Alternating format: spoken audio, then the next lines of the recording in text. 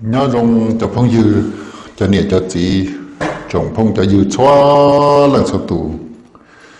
nó cú rong xia chấp lờ và cú giờ là một hải y ra mẹ đa năng rồi giá năng năng cho bé cho nè cho chị cho phong cho dư sẽ đỡ tôm lòng và kỳ là dễ đỡ lúc chơi lúc nhung lâu lúc chơi lúc nhung có sau này để ra đa năng từ nó giờ mấy tu phong dư nhớ trôi xa mường phục khôn sang lộ phá bản tới nửa tàu mua tua có cú hải cho bé sẽ đỡ tôm lòng ra nó giờ ý ra nó năng cú bớt sang thầu u luật sư địa sĩ nửa nhưng mua luôn chia lù chẳng chẳng nhớ đồ nó thia giờ liên tới nó cũng mua mình chỉ sẽ hậu chế cú giờ mua ra đó năng nó hại cho bé cho phong dư cho nên cho gì sẽ đỡ lòng của cái lò dễ nữa giờ hai thì trong đi chợ là bé sẽ đỡ lòng của cái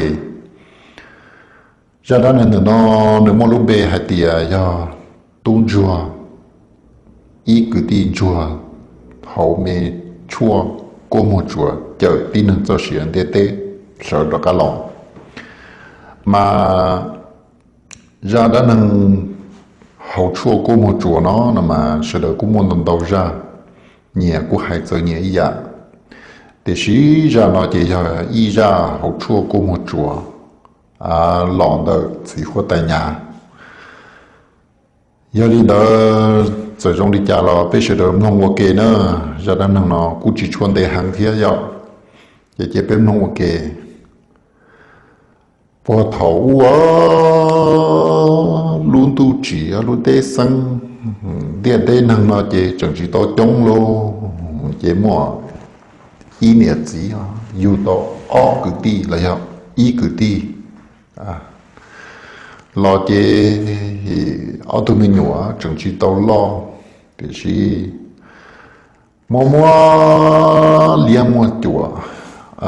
lo nó cũng nó lông lô chế lần chỉ ở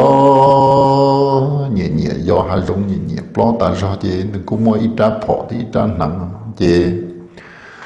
đừng có cho được tụi mình tu lo rồi đừng muốn lo hai giống thế luôn chỉ lo chỉ mua in hoa người đại tế bỏ cứ chỉ đại lo nó ta rồi luôn đại lo mới có câu trong ta bỏ chế sự chỉ nửa thế li mua rõ đại tua đại nó luôn chỉ rộng tới chỉ nửa mua y lăng nữa xí luôn chỉ nửa mua chế đại tao muốn nửa tọ tua là luôn chỉ lăng gì tao tua ta chỉ nâng cho ở tụi mình tuôn rồi bỏ trên đó rồi lần nè chế chỉ để tỏ cá nó chế ở tụi tua tôi chỉ tao lọ tiền nè tiền gì tôi chỉ tao bao ta chế lần nè mò chế lần nè lỡ lần gì cá lỡ theo luôn chế cho tụi mình tuôn rồi cho chia chẳng mấy mấy chỉ tao bao ta chỉ tao chơi mua liệu mua tê chỉ tao chơi cứ hậu đi luôn chế xong đan đó nè lo 9 giờ nhỏ lo nè lo 9 giờ chi vô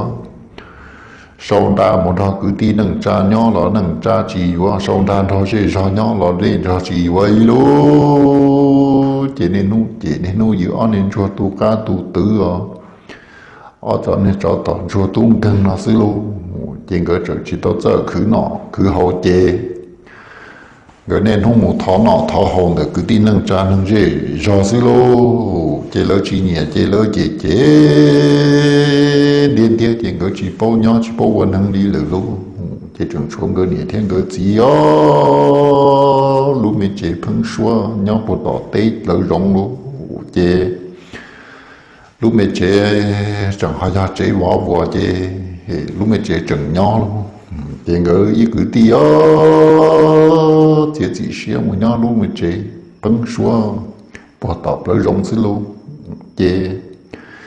mà li một khơ nâng dễ cho tới mấy kỳ có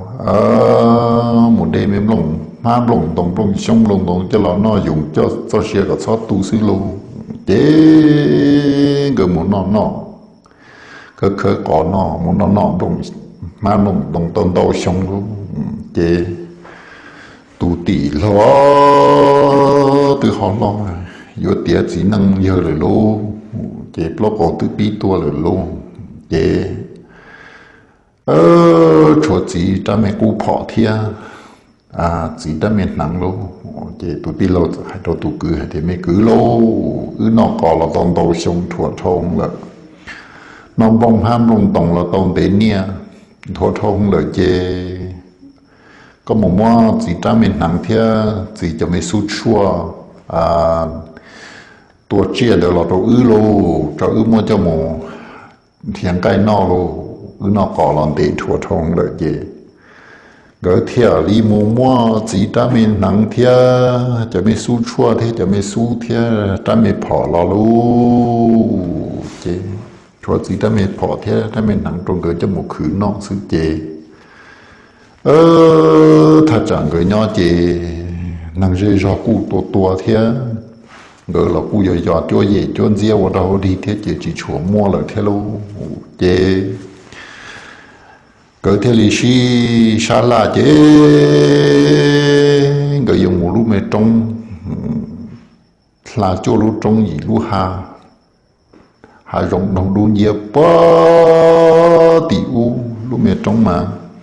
lâu tận giờ được phụ đặc cứ hà xí lô chế cái dùng một lúc trong đây sẽ bụng một chia nào lô chế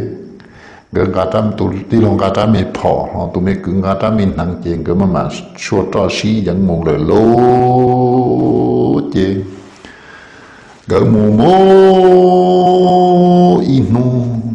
luôn nu tư cảnh trong chế tiền cầu phô lúc này trong rộng la tầng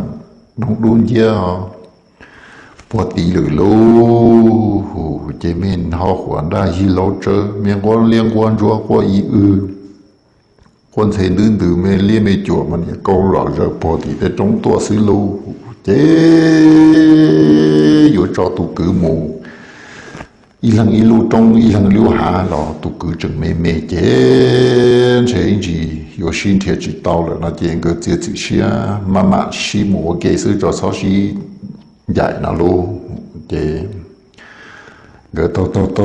to lúc mẹ là trong đời lúc cơ đã luôn tiền cơ thế chỉ xe tiền cơ rằng một trò san trổ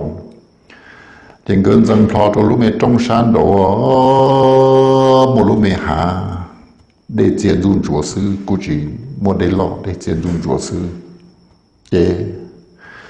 nó mình đã hi lâu trở qua rõ giờ họ mình đã mấy gì thăng chi chua bị tê lô tiền cơ mù chế trả trong cổ đi mua ra gì lâu trở thân nó trả bọn chim không có trong sáng xả ô lý cha đỡ lúc mình hạ chế mỗi giờ lúc mình hạ chế mỗi giờ trả vô là một tạ lúc hạ chế riêng đỡ giá mấy cổ trả đơn đó trả tạ chân luôn mấy thôi mới bỏ qua tay nhà mà lọ chỉ lôi luôn chỉ dụ dân đỡ ta tọt nhà nông thiên ta lu ta tọt nhà bộ tê cổ sai xe bộ lấy nọ thiên ta nông lu chế nếu chờ qua tụ từ chỗ nó chỉ cho cá sai ngữ lu chế người yêu kia chỉ dùng kia yêu đi chỉ dùng đi lì lu trả nó cho tụi mình chừng chỉ sợ đi tụi mình năng tơ sức chế yuan đi lo trái chỉ bằng cái thiên là chế chế chỉ chỉ hay thì to kia xe mà chế thâu lông phò lọt trò rongอยู่ตัวซื้อน้องแต่สินะฮะตุตีเราchế thứ hòn rong rong lăng chỉ mù bóc lo hà rong chế sát sau kia lăng chỉ cho mấy lù hay thì mấy tú nữa sau cái giờ hà rong mà ở lại người yêu mua cho chia phê chia chỉ rong nữa mà giờ thầu con chỉ để giờ chia phê rồi mà có giờ tàu ba có mua của chia thì giờ有多的超过节的不好就了么，giờ đó họ cả phò mà tua mà thế thì trâu rồi là thế nữa thế không chỉ lại nữa là chế tụi đi lo ta tỏ lo lo cổ từ tua rồi là lo chỉ nên thế thì thọ lo cho lo cổ kia lo buôn cho kia rồi cho nên nó có chia thiên thà luôn chỉ thế thì muốn chơi kia đồ hậu ra mày phò chế nhưng đi tôi rồi trong để chế mà qua trong tứ chế trò gian cha tuần đom pa nó quân nữ nha bỏ nhà chỉ li câu lại đồ đá cha lu đồ hầu lu chế có chi có cũng mua sai cũng chi có mua sai sẽ bộ tôi là chỉ chỉ tao lo mua li lu chế cái chi thi chỉ mua tôi cả mua chế cái thì giờ linh tới chỉ cứ on lần mua luôn mà mua sâu sẽ bộ tôi là chỉ tôi nó chế cái mà nhà là mua hoa cha nhà một po nhà tôi đi tu mẹ lại lê họ lo chỉ lo yêu trông chơi đi lu chế cái mà mua cha ha chỉ chơi lu lo chỉ lo nhà để chỉ là cái đứa bù chỉ tôi lu chế tôi đi lo thì tôi chỉ tôi là cho tỏ thứ tôi là chế rồi nó chỉ trâu tơ để nó cho nó chỉ muốn được kha kia thôi nữa muốn được luộc kha kia để nó cho ý muốn nó sẽ nó chế người ta cho tôi phải hỏi nhiều tiền rồi sẽ chỉ cái một trâu tơ đó luôn những cái trâu tơ chế cái món này một nhà từ lúa ít thôi dù cho mình cái chín cho là một kha đó luôn chỉ món tới chuyện cái cú chỉ tàu luôn nó thế luôn vì hai tiền này chia hai giống cho nên chia phí nó chế nhưng thấu chế chỉ nhưng sẽ hiện thế chế sau trở ban nó chế cho một sao chế cho mặt nó thiên nó luôn trái anh gì chế dù nó được nó thì xin nữa tôi họ nó dù lời thiên nó chế người chỉ tàu nó luôn chỉ người mua lúa chua thì mình cái gì cho nó cho được bị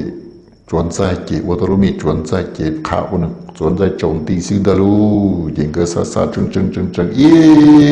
tạm mò chế tôi cho tạm mò luôn chế ở tụi mình sa là thế luôn những cái mà buộc chơi chế bự chế mẹ cứ đó rồi nó mà cứ bự mà tôi cho hạ giống nụ chân cho sự xia đi nó mà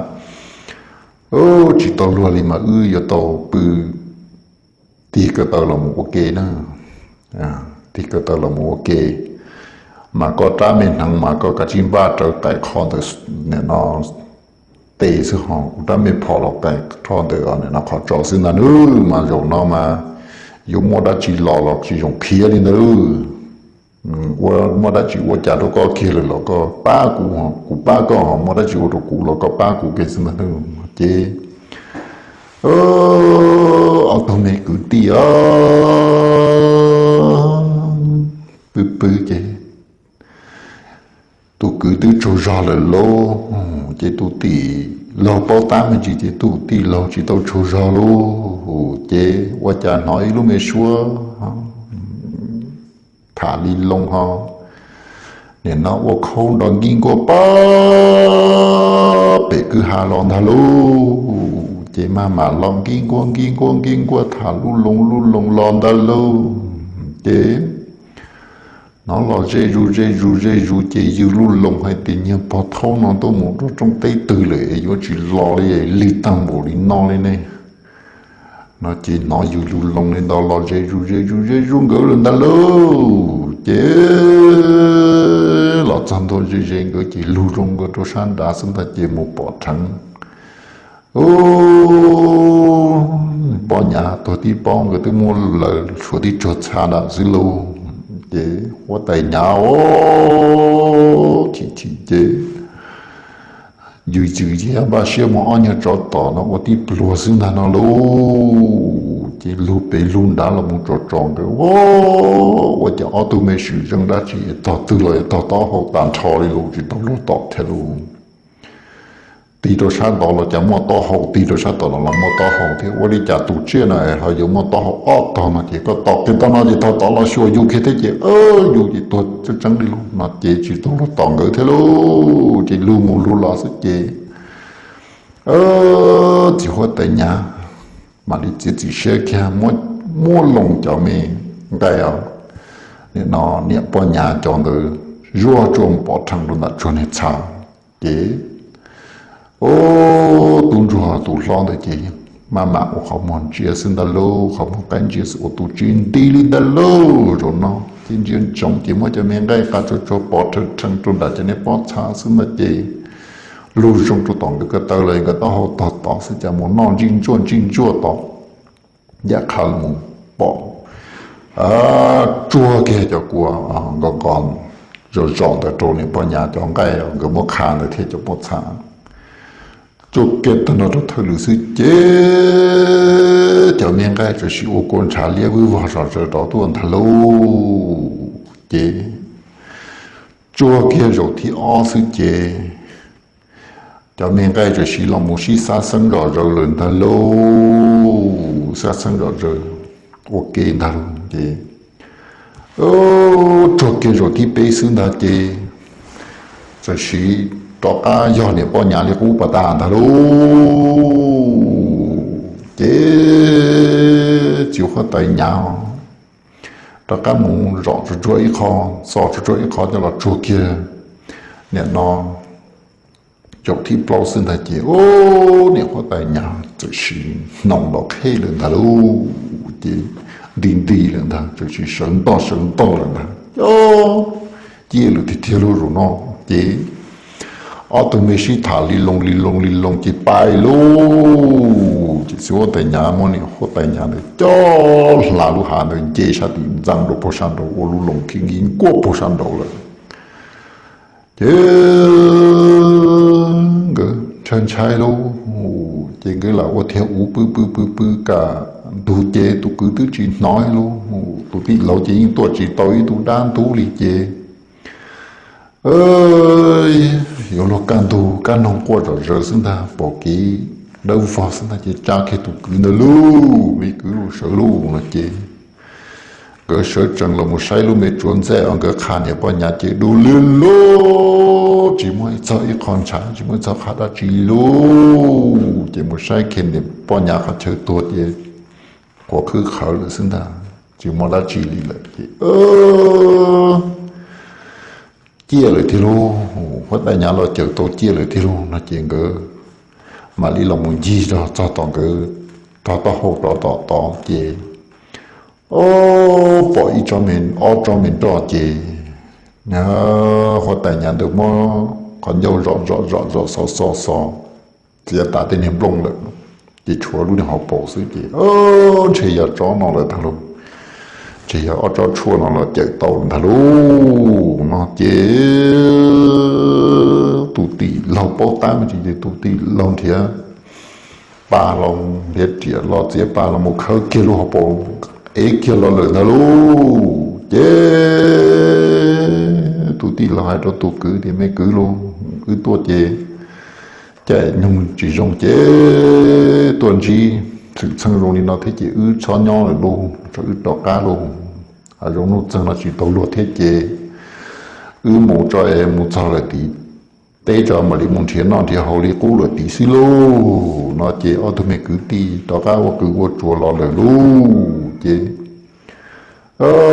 người đỏ cá lò chế mà đi đỏ cá lò chua dễ chua gì chua khâu chua lúa cải đỏ cá tây lúa tây cá hà hồ hà lú chế chua tàu xong chế tụi tì lâu gần một chỗ mà tôi ít cái cụ chỉ nhóc họ tua chín đấy luôn chế biết họ tua là chừng sọ tụi tì lâu mà họ đã cái tì lâu xa thì ba ở nhà tụi bọn nhà đấy tụi số phò tua là tụi muốn lại khá khó ta lý nó là ở đây nhà đấy chừng họ là cha tàu thế nhà cho chỗ nó rong bộ lý nó tiền nó xì mỗi xì tụi cái cụ nó sẽ học bộ chia tụi cái tua giờ hai tiền tụi cái cụ nó chia tụi cái tua nó chuyển chơi vô cha tàu tin thằng thì luôn nó chế cái thêm món này cái cụ nó cho là cho bữa tí bỏ gì món liền bỏ tới khương gỗ đồ luôn chế tụ tỷ lo mỗi giờ chua đó cho là đạp cái khó so kia nó khó vô mò cho là chua kia rồi tụ cái cụ nó bê lử tan trọc nó chỉ cái chừng mù rộ là xí thả là chế y nhiều plei rồi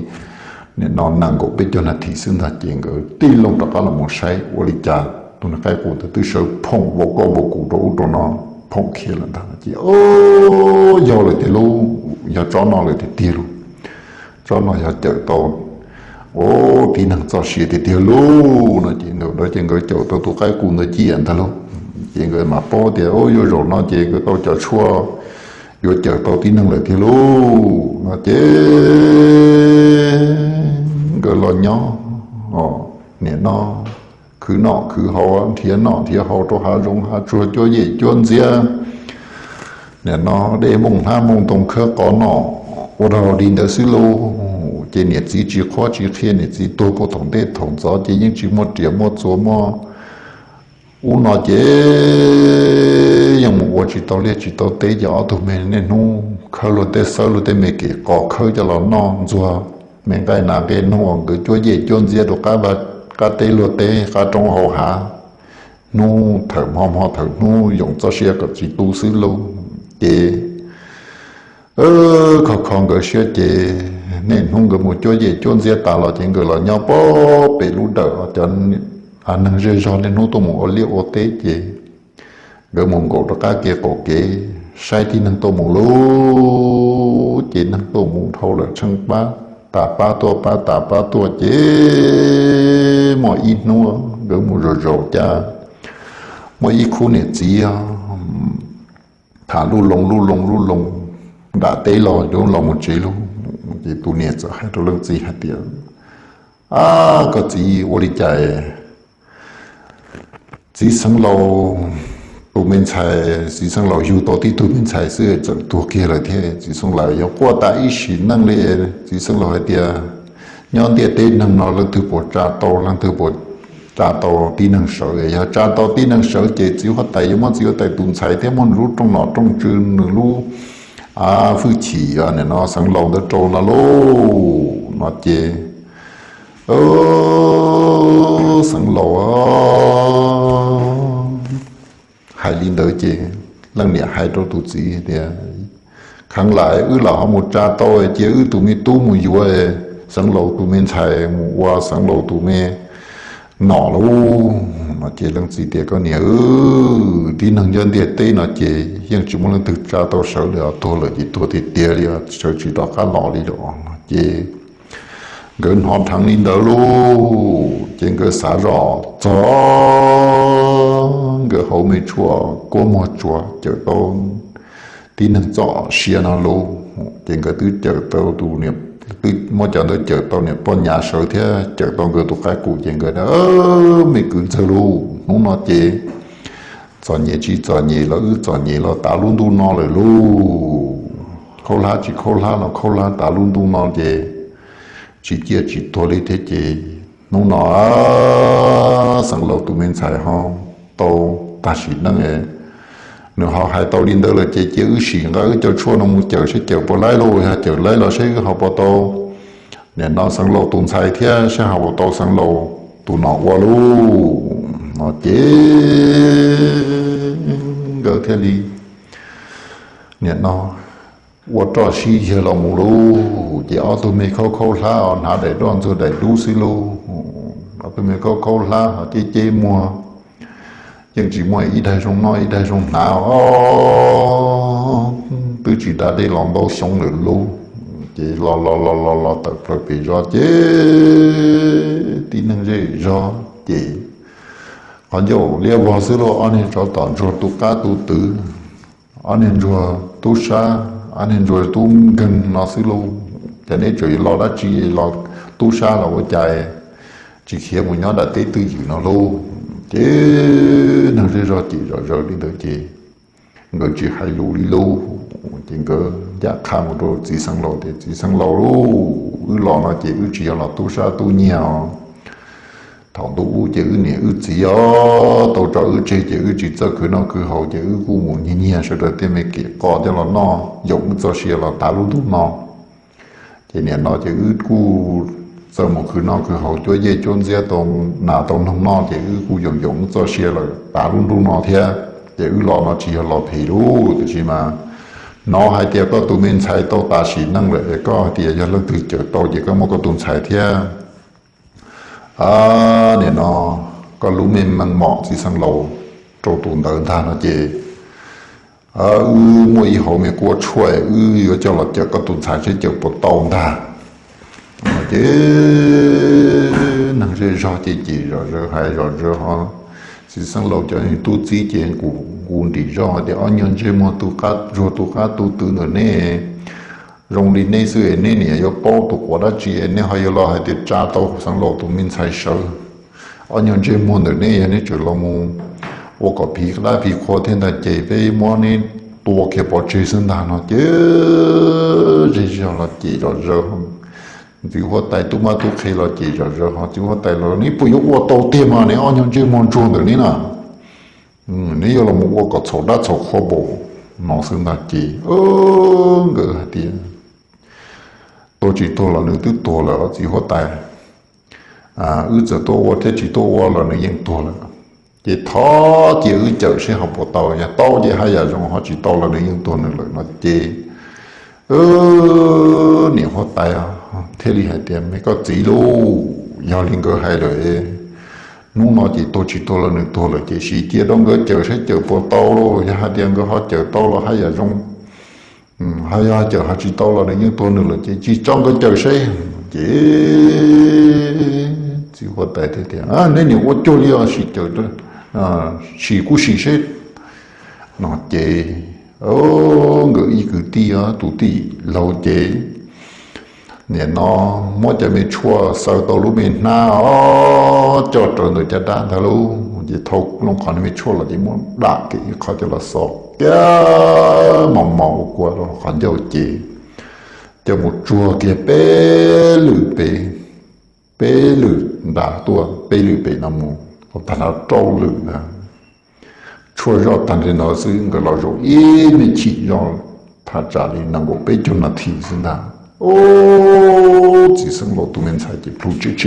chia cho cả tuần đó luôn chứ nên nó tuôn cho người ta cả sọ kia khó nên nó mò nó có một chỗ kia bê lửng đã tôi chứ chỉ họ tại tuần sai trực sĩ và tại tới cho trò nào lại tại tới cho trò giờ này bỏ hôm nào tuần đi tới cho sĩ tí cho nó lần thà số nó chỉ họ tại quật thì đó luôn chỉ năng gì rót chỉ xuống diệt tan thâu chỉ mà lần tư hãy lo lù đi lử lô chỉ họ tại quật thì quật sọt trong đồ rồi tung rong cái này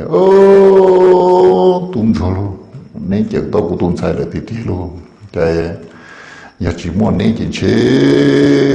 của tuần sai tư cho cụ chế tư truyền thống của nhau để cho muốn nên của tuần sai nên nó chia lửa thì thiếu rồi nó của đấy trù luôn nó chế cái đây kia tới khó tất cả số chút mà nó chút kia tôi xin là chỉ tuần sai sản nó thì để lưu ở ba kia nó lưu chế tuần sai chút mua lần thà lưu lúc khi bé kia sẽ chỉ tuần sai chút mua sạp nó sạp bé sản đào lên đó lưu chế số nó chế tuần sai cho trả tao hồ vừa sợ lần thà luôn chỉ chẳng sợ gì tốt tao chỉ chịu hết tay cái mót rồi lìa xí khơi qua luôn chỉ mót cha kia rồi tao lần thà luôn chỉ nè sang lâu thế chỉ sang lâu cái lời xí khơi qua chỉ sang lâu chỉ kia nữa cho tụi mình tụi khi gọi là một thâu đi đà lô một chỗ tao thâu đi chứ thâu kia chỉ hết tay cho mấy khơi giờ cho là cho tuân thường gần hạn đà lô chỉ sự nói chỉ mong gần đã đi đỡ bỏ thì tụi mình tụi khi chuyện cái đấy lo hậu lú rong xe là xin là luôn na khi đi cho tan cho mà rong chỉ rong tôi đi lú chứ sáng lâu tụi mình xài nhẹ lên thà lú chỉ số nó chỉ tê mê chúa nữa bà là tua sáng lâu tụi mình xài tới chỉ lấy một tua nên nó tuôn cho người trò xí lô chỉ nó chỉ là nó xí lú hồ xí chỉ hồ chở trong khó chỉ hồ uống người trò chỉ tí năng gì rồi là cũng là uống người trò chỉ我从个老爸到上老杜门才那接了，时候高大的只好带上老天里老母孩子没堵路，然后那你就到古杜门才了接， nên yo nhẹ là mua nhẹ yo cũ là mua cũ họ nên yo tuần sai là mua trộn nên đã cũ lúc mẹ măng mỏ chỉ sang lò chỉ cũ mua trò kia trộn nên lúc trong trò đi rộng thà luôn nó chế tuần ruộng cái thì chỉ sang lò luôn cứ chỉ nên rồi tốt cả tụ tự xe cứ chỉ mua chơi nhau là chơi bưởi cứ chỉ ở lại cái tụ mình nọ họ yo chỉ tao cái tụ mình xài luôn cứ là ba cái xe nọ thì có nên nó tụ mình xài cho có chỉ có qua này cứ lọt ta có sự chế cái ô tô chỉ cài vô thế nó luôn chế xí thẳng xí to hậu chế cái đó khá lòng rồi luôn đó khá lòng luôn đã thấy rồi chế chú hoa tại mà đi ba chế bê nú bê màu bà trong bà có đồ rồi thế nên nó chú hoa tại mình xài con rồi lớn nó chị mà đi cho tôi mà tôi khai tôi một tòn cái luôn tòn cái là cho chị vô mua trong cái sẽ xử lý nó luôn chị cái giờ tôi trả tỏi thứ hai tỏi thì vô mua trong cái là chị sẽ vô mua xử lý nó làm cái chỉ cả đi luôn chị không làm cái chỉ cả thì chị hốt chị sang lâu thế thì tôi mệt tu luôn giờ tiền này chỉ cả vô đi là chị cú tôi chỉ mua tu thế chị xuống nó nên làm trò cũng nhau kia luôn nên là thủ tu rồi làm trò cũng nhau liền cho hậu lửa luôn nó chị